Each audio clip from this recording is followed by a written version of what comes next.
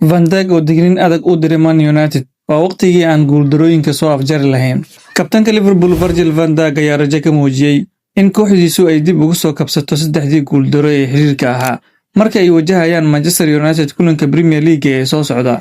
Van Dijk oo la hadlayay saxaafadda ayaa yiri: "Waxaan kooxda la joogay muddo dheer, waana soo marnay xaalado adag oo badan. Haddana markasta waan ka soo baxnaa. Dabcan ma sahlana in la aqbalo guuldarooyinka oo la sii socdo. Laakiin waxa kaliya ee aan samayn karno waa inaan diiradda saarno fursadda xigta oo aan si adag u shaqeyno.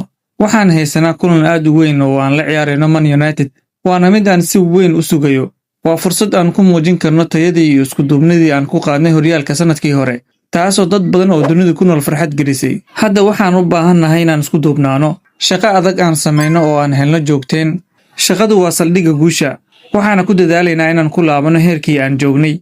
Waxaan si buuxda diiradda u saaraynaa hawshan hortaala. Waa inaan garaacnaa Man United. Waa kulan weyn oo xiiso leh. Aniguna aad ayaan ugu faraxsanahay inaan ka qayb qaato. Waa waqtigii aan xaaladda u rogi lahayn dhinaca kale." Fiidnimo wanaagsan, jimco wanaagsan saaxiibayaal, meel walba aad naga daawanaysaan. Warbixintaasna waxay qayb ka tahay barnaamijkeenii bandhiga ciyaaraha oo aan caawa ku soo qaatay wararkii ugu dambeeyay ee kubadda cagta.